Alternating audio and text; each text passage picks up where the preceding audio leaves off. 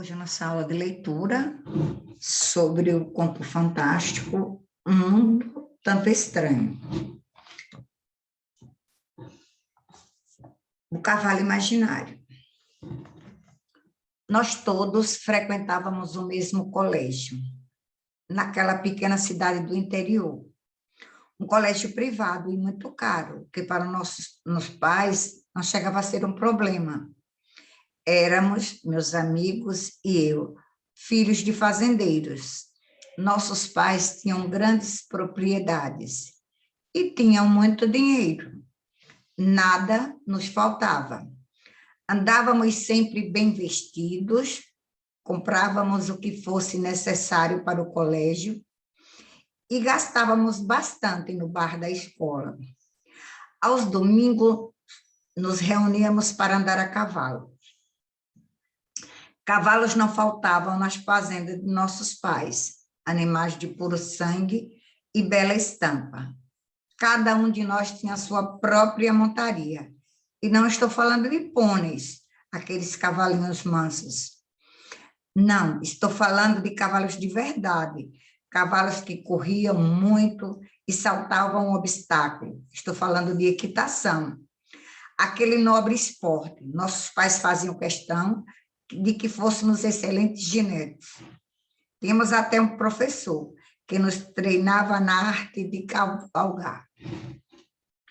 Eu disse que cada um de nós tinha um cavalo, mas isso não é verdade. Havia um que não tinha, o Francisco. O Francisco não era filho de fazendeiro. O pai dele tinha uma profissão humilde, era um sapateiro. Na verdade, o Francisco só estava em nossa escola porque havia recebido uma bolsa de estudos. Era um garoto muito inteligente e muito dedicado. Mas o que fazia nosso grupo? Boa pergunta. Acho que nenhum de nós saberia como responder. Diferente dos outros garotos da escola, a maioria dos quais nos detestava. Ele tinha por nós uma admiração que beirava a reverência.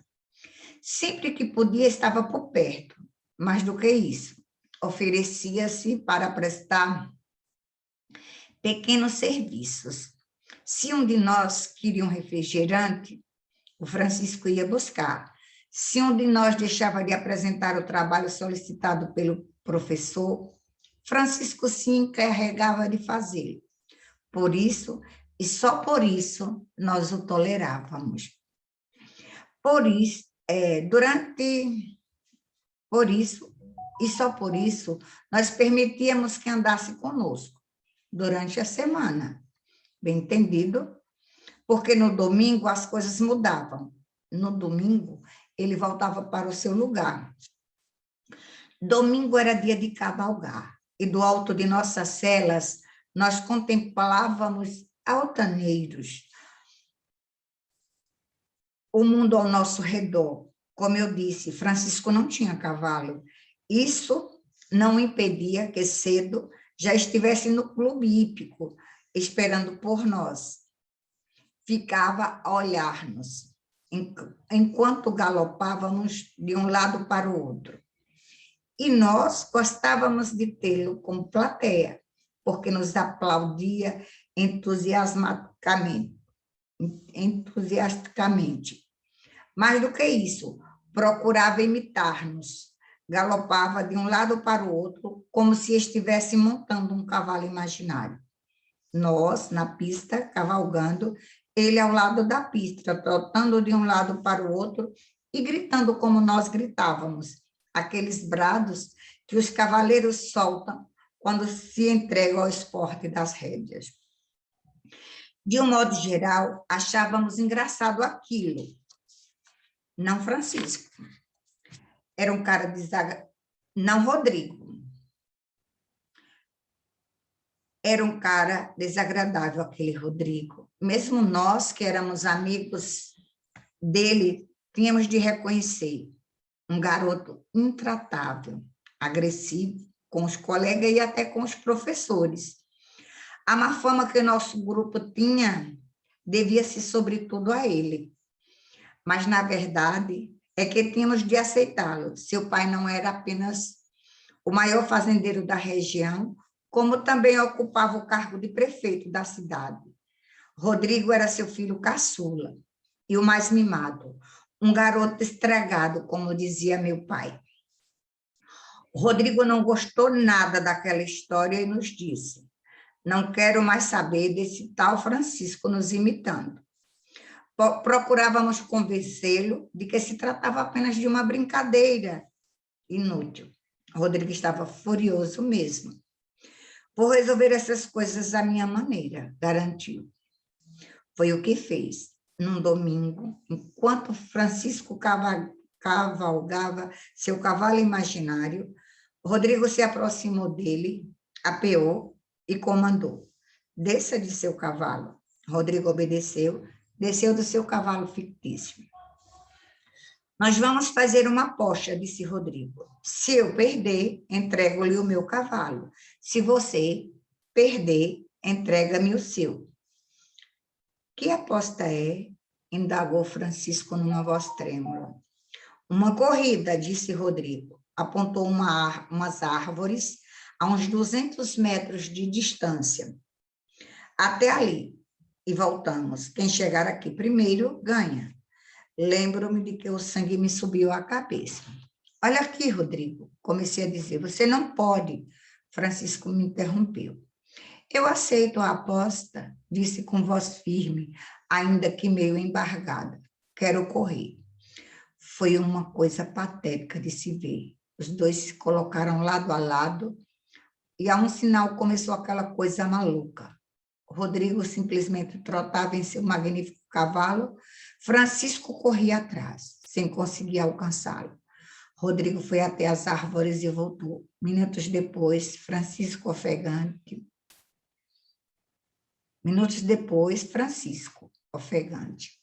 Rodrigo mirou com arrogância. Parece que eu ganhei, não é mesmo? Francisco, ainda ofegante, permanecia calado.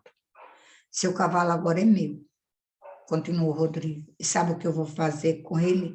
Vou soltá-lo no campo. Ele agora está livre. Você não pode mais montar, entendeu? Francisco, quieto.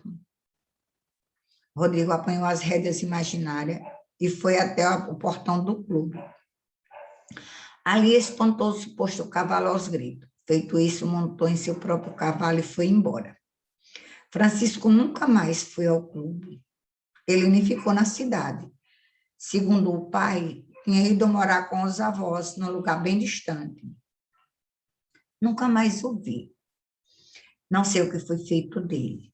Dizem que vende automóveis. Não sei, mas tenho certeza de que sei com o que sonha, com um belo cavalo no qual, montado, galopa à vontade por um imenso campo que não tem limites. Então, o texto traz, o conto traz palavras diferentes, que talvez vocês não conheçam, no caso, a equitação, que é a técnica de andar a cavalo, tem os jinetes, que são cavaleiros capazes, cavaleiros habilidosos.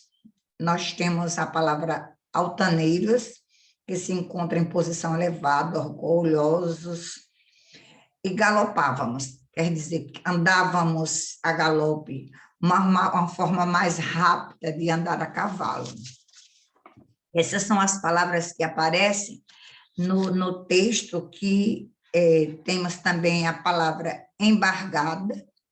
A voz embargada quer dizer a voz reprimida, contida, como se quisesse chorar. E tem a palavra trotava, o trote do cavalo, quer dizer, andava o cavaleiro ou o cavalo entre o passo mais lento e o galope. Então, o cavalo trotando é um cavalo que as pessoas aqui do interior dizem o cavalo, chamo o cavalo trotando do cavalo chotando, mas é trotando. E nós iremos, a partir dessa leitura, nós iremos fazer o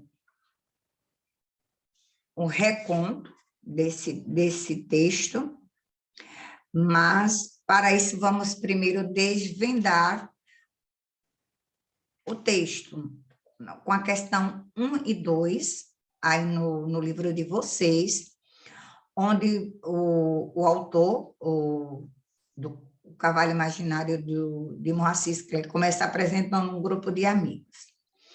E aí vem perguntando como é possível perceber que o narrador é um personagem da história. Se percebe que o narrador é um personagem da história pelo emprego dos pronomes e dos verbos na primeira pessoa. Ele faz parte da história. O narrador é o personagem principal? Não, ele entra na história, ele faz parte da história, ele conta uma história, ele apenas como uma testemunha, ele conta o que viu e o que eles vivenciaram. A característica do narrador e dos amigos dele é destacada no início da história. O que é que o autor, quando começa destacando que eles são meninos, pessoas ricas, a riqueza dele e da riqueza de seus amigos, já que todos eram filhos de fazendeiro, menos um, como a gente já ouviu na história, né? Essa característica é importante para a compreensão do que será narrado na sequência? Claro, sim. Sabe por quê? Porque a história contará um evento causado pela desigualdade social que perdura até os dias atuais. Essa história nos parece que foi feita ontem para nós. A desigualdade social, essa é um grande entrave. A narrativa se passa numa cidade pequena do interior, e no texto existem elementos que mostram que essa cidade é do interior. Quais são esses elementos? Os elementos, na verdade, a existência de um grupo formado por filhos de fazendeiro, o uso de cavalos são características de pessoas que moram em cidades pequenas, ligado ao meio rural, como é o caso da nossa cidade, que aqui é Agostina, e é uma cidade interiorana, é uma cidade do interior.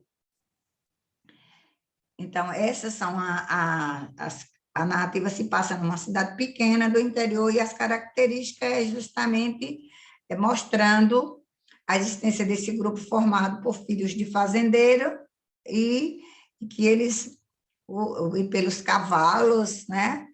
O uso dos cavalos são as características ligadas ao campo, ao meio rural. E Francisco interagia com o narrador e seus amigos. Segundo a narrativa, o garoto era de fato aceito pelo grupo?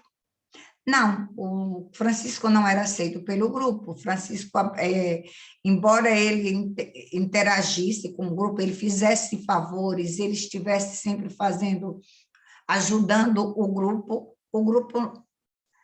apenas o tolerava. Ele era tolerado pelo grupo, mas, na verdade, Francisco bajulava o grupo para estar no meio deles, mas só que não havia uma amizade por parte do grupo de ricos. Francisco queria estar com eles, mas não havia essa amizade. Então, essa foi a nossa aula de hoje, de leitura. Espero que vocês também em casa leiam, ou pelo menos ouçam o vídeo e respondam as questões 1 e 2. Na próxima aula, nós continuaremos desvendando o texto, faremos as aulas seguintes, as aulas de texto. Essa é a aula de hoje, segunda, e nas aulas continuaremos com a aula de terça, que são 2, para amanhã. Até a próxima aula.